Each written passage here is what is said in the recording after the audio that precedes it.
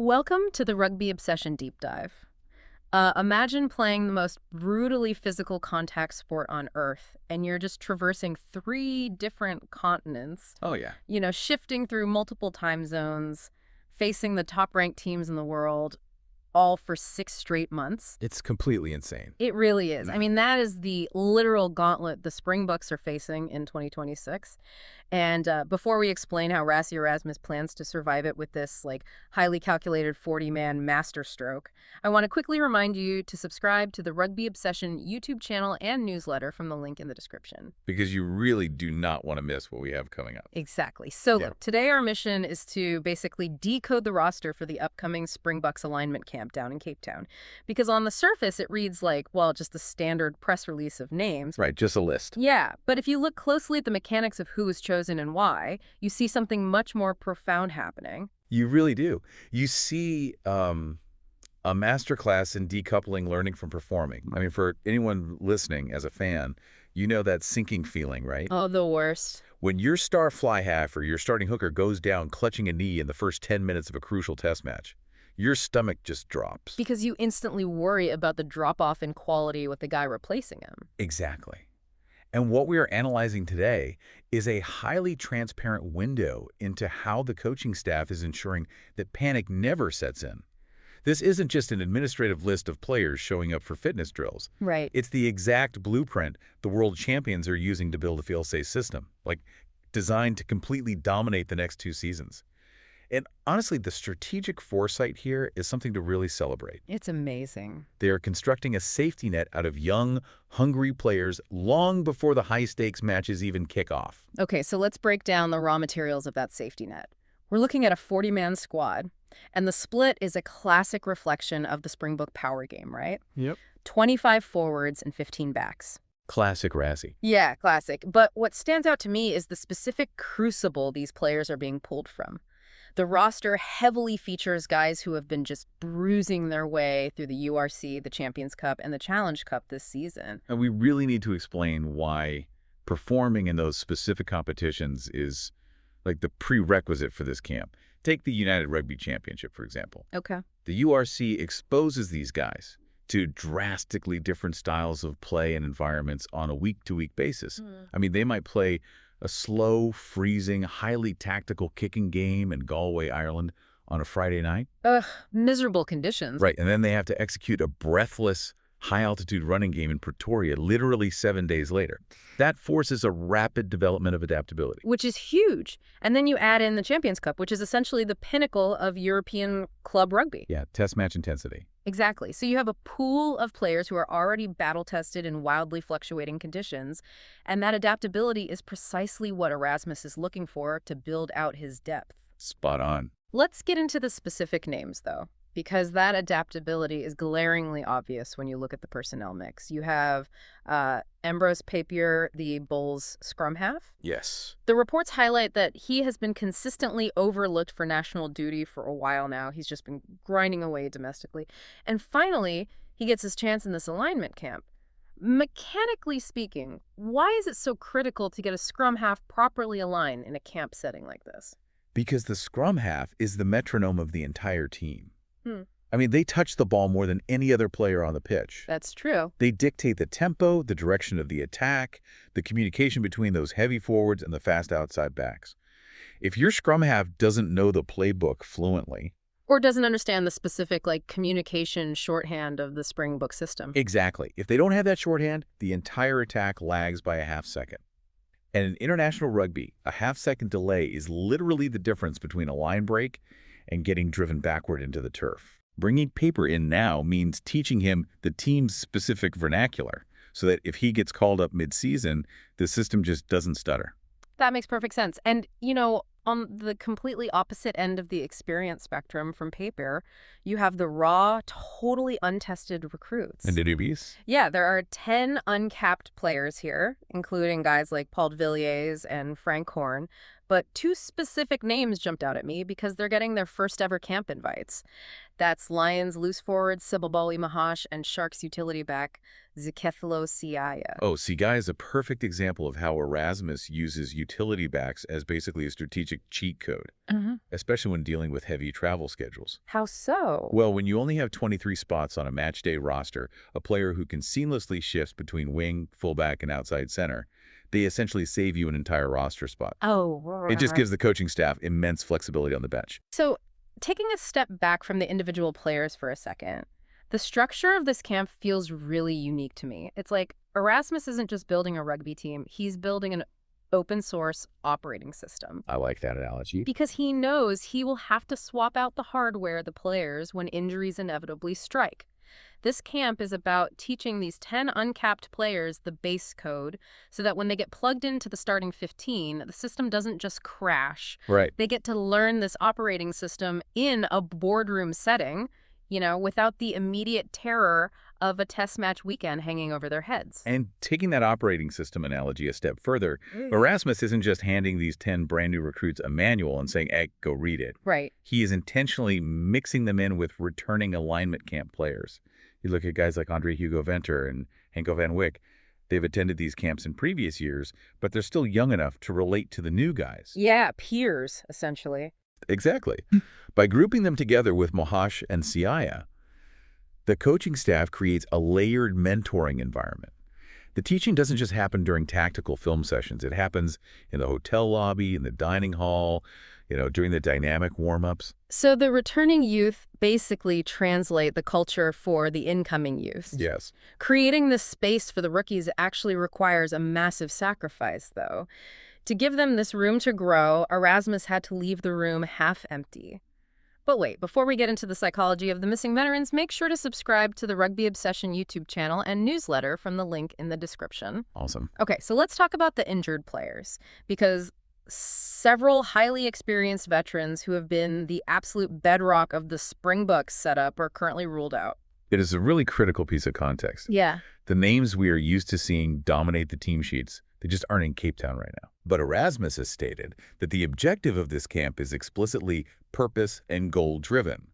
The aim is to expose the players who are currently, as he said, fit and firing, to the team's structures and their exacting standards. Because the injured guys already know the drill. Exactly. Yep. The injured veterans already know the playbook. They know the culture.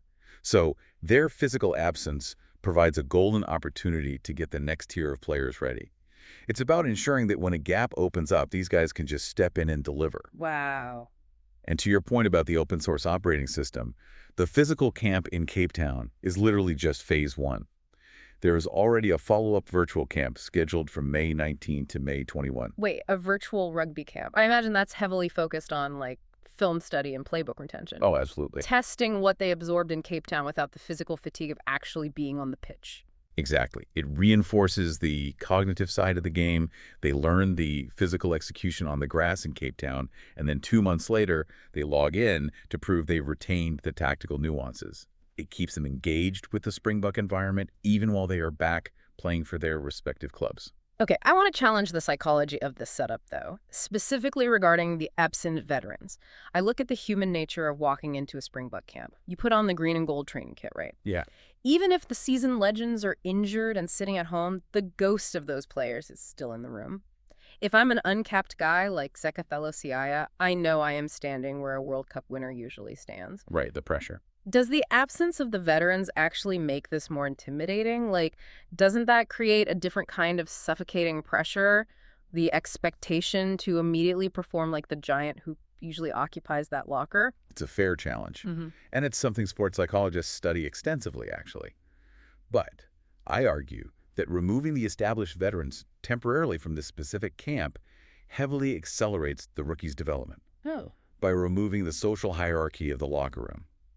When you walk into a room filled with established, dominant personalities, the natural human inclination is to defer, right? Yeah, we stay quiet. Exactly. You stay quiet in meetings, you let the senior player take the crucial rep in a drill. By removing that upper echelon, you remove the ceiling. Siaya and Mahash are forced to take up space. Oh, that makes sense. They have to speak up. They engage with the coaches directly because they aren't worried about, interrupting a conversation between Rassie and his core leadership group. I hear that, but I still think the weight of the jersey itself is a massive burden. I mean, that they are still being graded by the same coaching staff that just won a World Cup. Oh, the weight is undeniably there. Yeah. But it is a managed weight. Think about the returning players we mentioned, Venter and Van Wyk. They serve as the bridge. They show the rookies that it's okay to ask questions, that the environment is designed for learning, not just evaluation. It allows the new players to make their inevitable mistakes in a controlled environment. Where a dropped ball doesn't end the world. Right, where a dropped ball just means a coach corrects your hand placement rather than costing the team points on a Saturday. Decoupling the learning from the performing. It really is a luxury to be able to make a mistake without a stadium of 60,000 people groaning at you. Definitely. And boy, are they going to need that accelerated learning curve. Because when we look at the why behind this 40-man squad, it all points to the 2026 season schedule. Yeah, the 2026 fixture list is where the sheer necessity of this depth becomes really apparent. Building a deeply aligned 40-man pool isn't just a luxury for the Springboks right now. No. Considering what they're about to face, it is an absolute physiological and tactical survival requirement. Okay, let's run through the mechanics of this gauntlet because looking at the timeline just made my jaw drop. Yeah. It kicks off on June 20 in Graberha with a massive doubleheader. It was massive. You have the Springboks playing the Barbarians and SAA facing off against Zimbabwe on the exact same day. For anyone unfamiliar, SAA is essentially the chef squad, the next men up. Right. Right out of the gate, you need 46 starting caliber players deeply fluent in your playbook just to survive the opening weekend. And then they roll right into the Nations Championship homestretch in July, playing 3 consecutive home matches against England, Scotland, and Wales. Which is brutal. That July stretch alone requires a massive shift in tactical preparation. You're facing 3 Northern Hemisphere teams that bring heavily structured, set-piece dominant playstyles. Yeah, very physical. The physical toll of defending against English and Welsh forward packs week after week degrades the body rapidly. Yeah. But as demanding as July is, it's really just the preamble to August. Oh, man. August is where the schedule becomes borderline sadistic, so they get on a plane for an away test in Argentina. Traveling across the Atlantic to Buenos Aires means dealing with significant time zone shifts. Not to mention the crowd. Right, an incredibly hostile crowd, and the notoriously physical, forward-heavy style of the Pumas. And immediately after that, they fly back to South Africa for what is just an unprecedented event. A 4-test rugby's greatest rivalry series against the All Blacks spanning August and September. 4 consecutive tests against New Zealand. Let's just pause and consider the reality of that. It's wild. It isn't just physically taxing, it is neurologically draining. The All Blacks play a high-tempo, highly reactive style of rugby. The mental fatigue of constantly parsing their attack, trying to anticipate their offloads, and just matching their speed for 320 minutes of test rugby is immense. I can't even imagine. Your core players are going to suffer from central nervous system fatigue. And just when that 4-match series ends, late in September, they take a trip across the Indian Ocean to Australia to play the Wallabies. Which means more travel. The travel physics here are punishing. Crossing multiple time zones disrupts circadian rhythms, which directly correlates to a sharp increase in soft tissue injuries, like, hamstring tears and calf strains.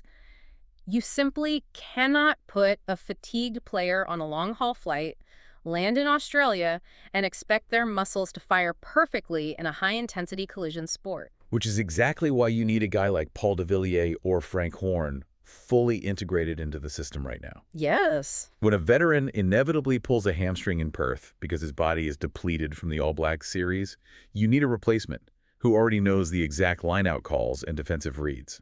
You just cannot afford to spend 3 days of a crucial test week teaching a newly arrived player the playbook.